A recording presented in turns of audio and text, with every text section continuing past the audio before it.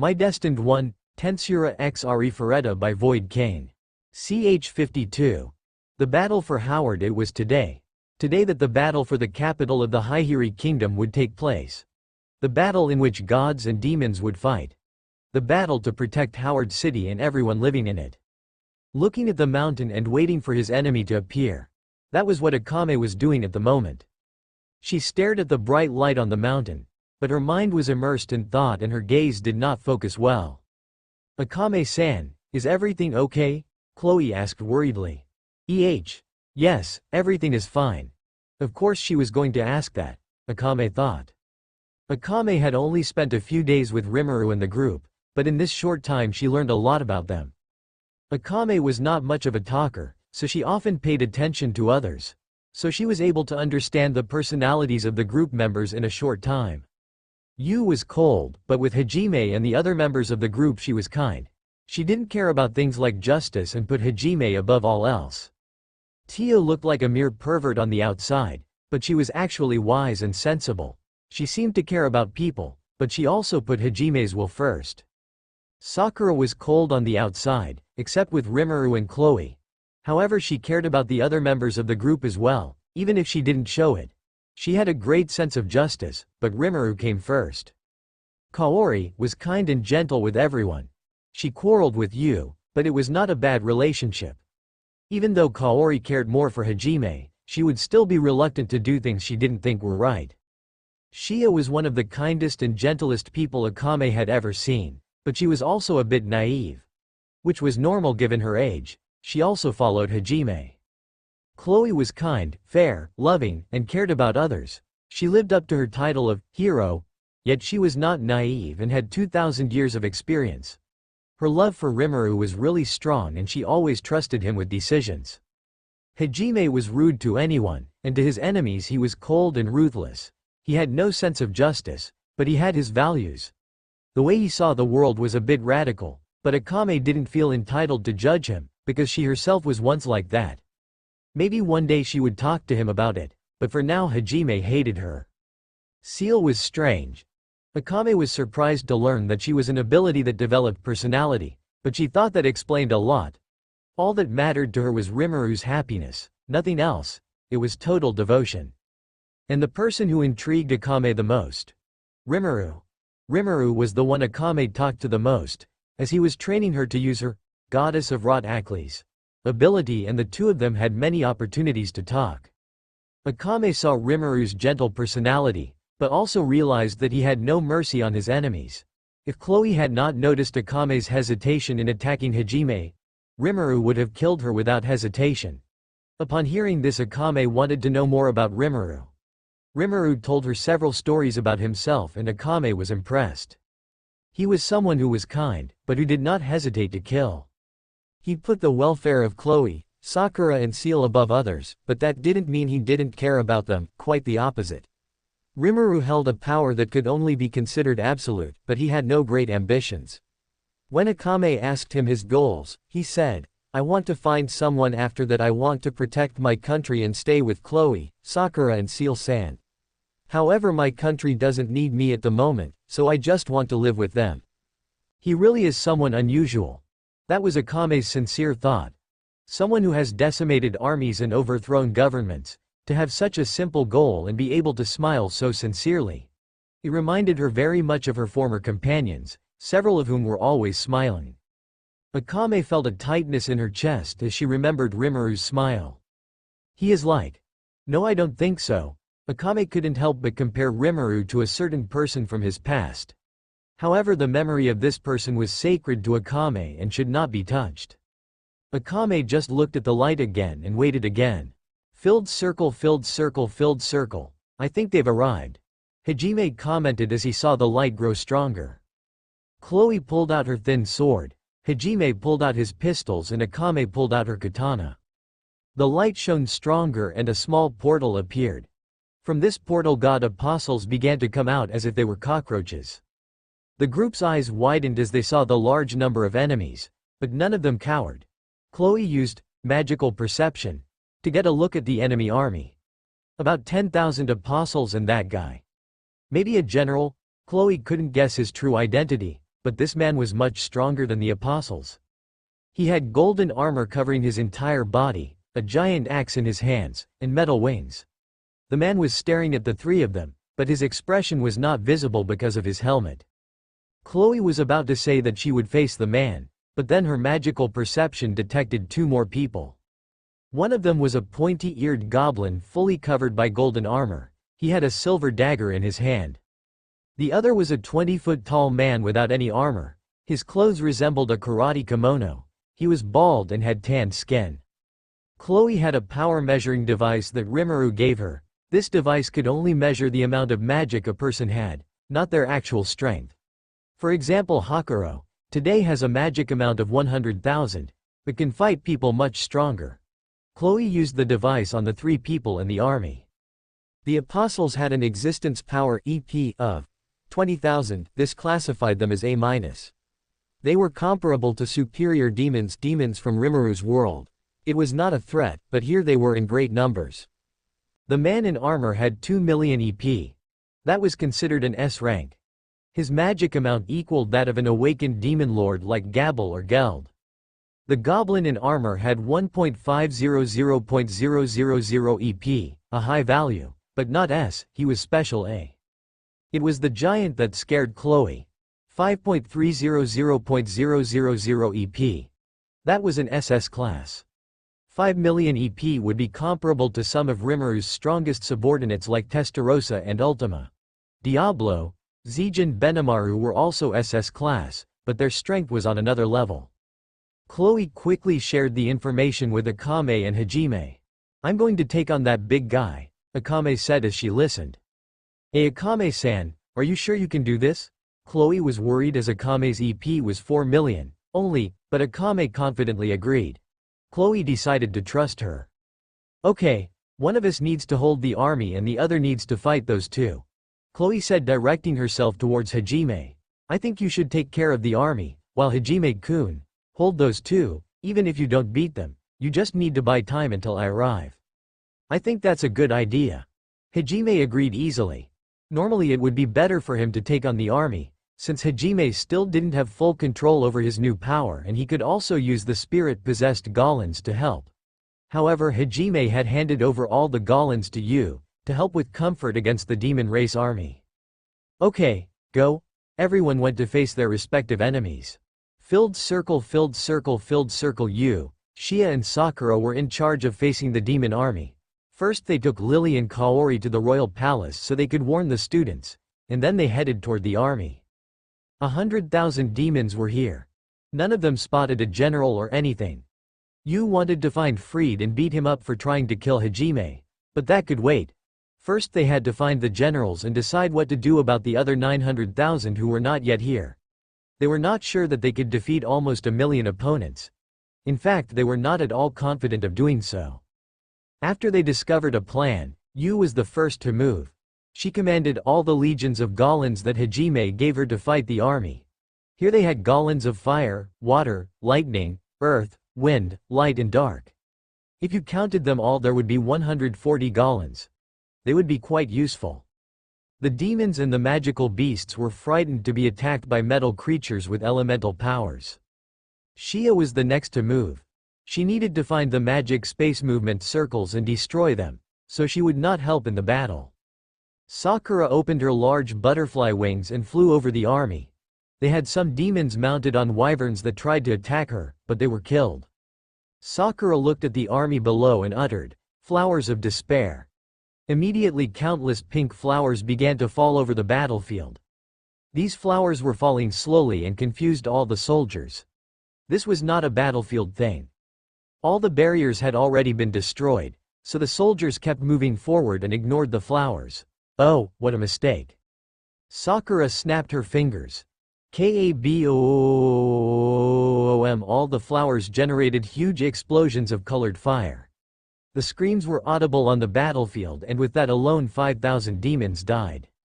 "Attack that woman!" A man of the demon race ordered an attack on Sakura.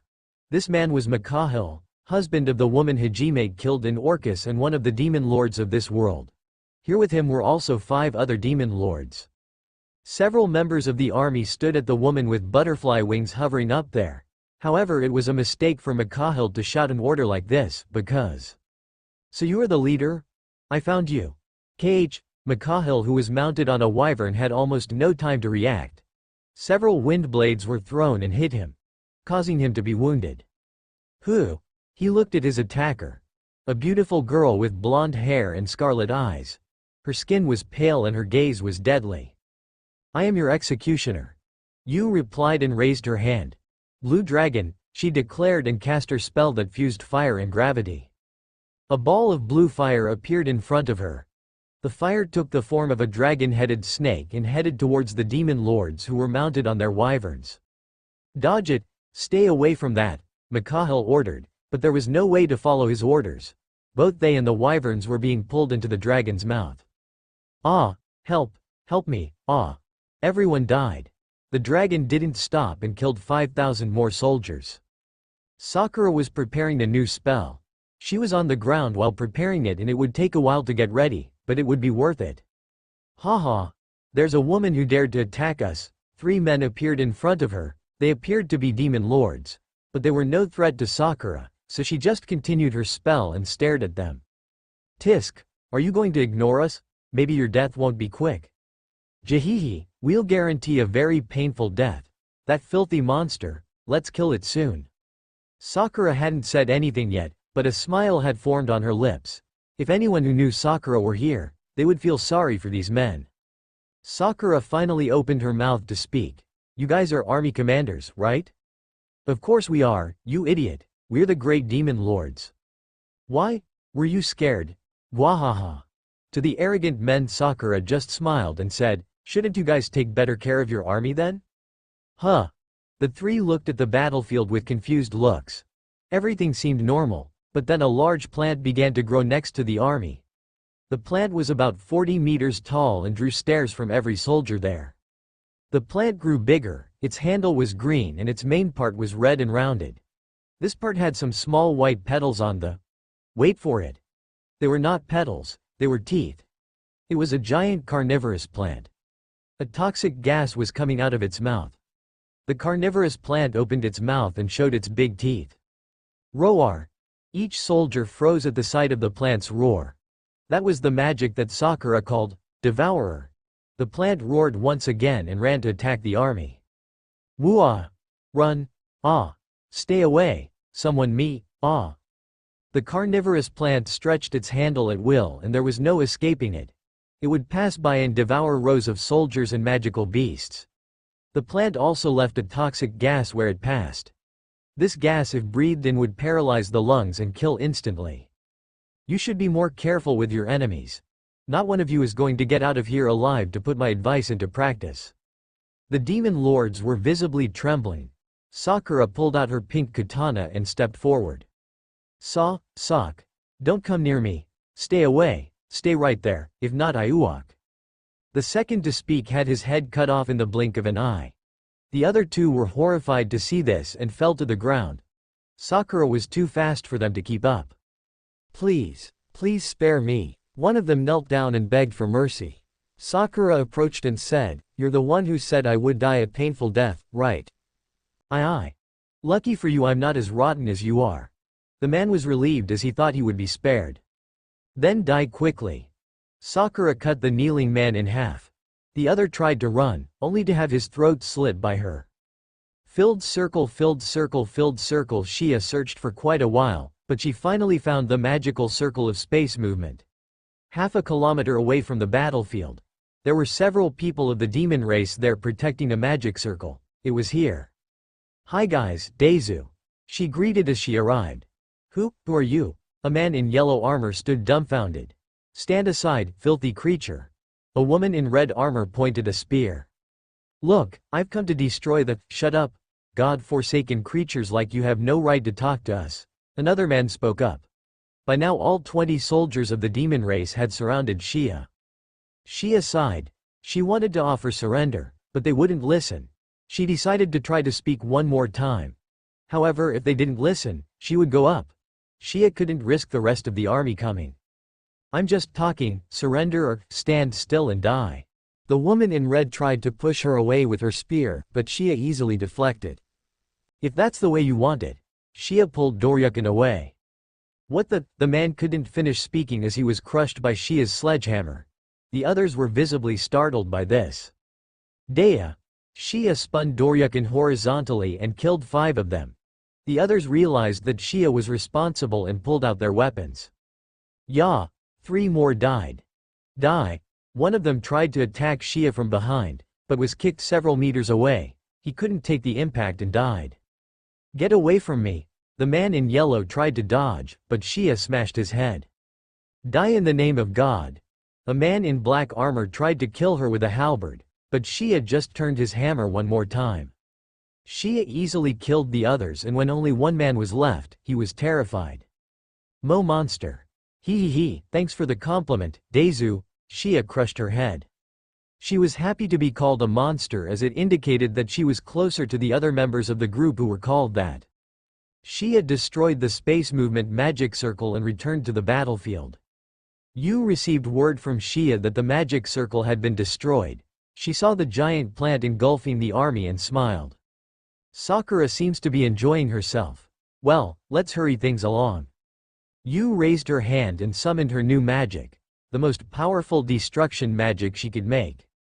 5 elemental dragons. The clouds opened up. Out of it came 5 eastern dragons. 1 of water, 1 of fire, 1 of wind, 1 of earth and 1 of lightning. The dragons roared and attacked the last soldiers of the army. Filled circle, filled circle, filled circle. Chloe was fighting an army of 10,000. This was not easy for her as the apostles were not an opponent to be trifled with. On top of that, she couldn't use her abilities to manipulate time, so this made things much worse. Chloe had already killed 1,000 apostles, and as she battled, she watched the battles of Akame and Hajime. Akame seemed evenly matched with her opponent, but Hajime seemed at a disadvantage. This was normal, as his opponents had a similar amount of magic as his and Hajime had not learned to control his power well. In fact, Hajime deserved praise for being alive. The probable cause was that he activated Limit Break, and in addition Hajime had his artifacts. That's not good. Chloe couldn't help but speak up. Chloe was better at one-on-one battles, and that's why it took her a minute to kill 1,000 of the apostles. Not only that, but something was happening now. The apostles' bodies were surrounded by a thin membrane that glowed white. This membrane was made of sacred energy and seemed to strengthen them. If they got stronger, it would take Chloe longer to beat them and Hajime's limit break would end. Chloe didn't know the time limit, but she didn't want to bet on luck.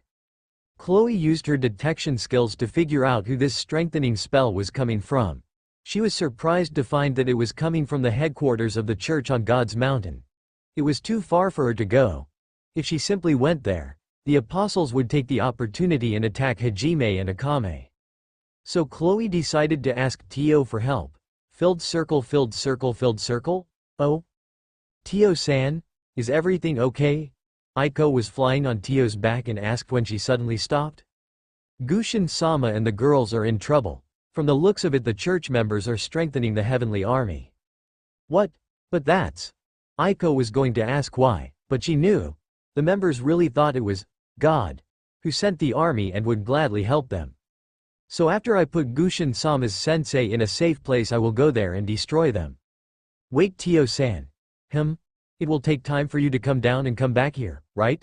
I'll go along. But Gushin-sama said. Tio gave up arguing when he saw Aiko's determined look. Okay, then let's go. Tio flew at high speed to the church headquarters. It didn't take long for her to arrive, so Tio already arrived and launched a blast of black fire. Barrier? I guess so, it must be several barriers or my breath should have worked. Tio and Aiko were thoughtful, and after a while Aiko had an idea. She was going to use her fermentation magic and release several flammable gases into the church. The barrier would not block as it would not consider something hostile, and then Tio would use her breath again. Kaboom! It worked well. A gigantic explosion happened and all the church members burned to death. Aiko was happy to have helped, but soon after the regret of having killed someone came over her and she threw up. Fortunately, she didn't throw up behind Tio's back. After that, the two decided to join Kaori and the students. Filled circle, filled circle, filled circle, yay! Chloe celebrated internally as she saw the church being blown up. Normally celebrating seeing a church being destroyed would only be the act of a terrorist, but let's leave that aside. Now that the apostles were no longer strong, Chloe decided to give it her all. She would use all her strength to kill her enemies. Chloe went full force. It was useless. That was Chloe's only thought. She went full force and in 3 minutes destroyed the apostles' army, but it was useless. Right after Chloe killed all the apostles, a white portal opened again. However, this portal was larger than the other one. Not only that, but the portal released an army of 100,000 apostles and 3 more generals with a count of EP 2 million. This army was not visible from the city because of the gigantic size of the mountain of God, but if it were, the inhabitants would surely have strong reactions.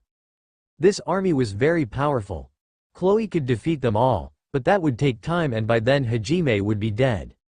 Not only that, but Chloe was no longer able to see the battle from Akame, so she might be in danger. Unfortunately, now the only hope was for Rimuru to finish his battle quickly and come to her aid. The chances of Rimuru coming to her aid now were very low, but it didn't matter. Chloe would never give up hope, especially if it was about trusting Rimuru. Chopei readied her sword once more. She would fight this army until Rimuru came. That was her only chance. Or so Chloe thought. What? Both Chloe and her enemies were surprised. That was because a large ring of black smoke had formed around the army.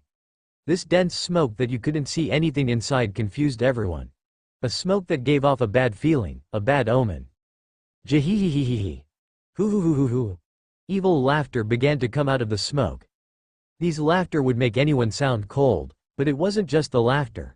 A huge pressure was coming out of the smoke. Foo. Ha ha. Hee. More and more laughter was heard and the evil feeling got worse and worse. Red lights flashed in the smoke and after a few seconds Chloe could see silhouettes there. Finally 3 figures came out of the smoke. These female figures that exuded tyrannical power had beautiful faces, and on these faces were smiles. One of the women had white hair and clothes, the other had black clothes and purple hair, and the last one wore a coat and had bright blonde hair. The 3 of them walked over to Chloe. "Chloe-sama, allow us to help." They spoke happily and knelt down. The only people who called Chloe in such a respectful way were the subordinates of their beloved. And only those who knew about his marriage, not yet publicized. Now Chloe knew very well who the people hiding in the smoke were. Members of the upper echelons of Tempest. Originated from the underworld. Those who spread fear across the multiverse. The most powerful squad in Tempest. Led by 4 of the primordial demons. Rimuru's personal squad. The smoke cleared revealed them. The black numbers are at your disposal. Testarossa said loudly and all the demons smiled. Thinking of the massacre to come.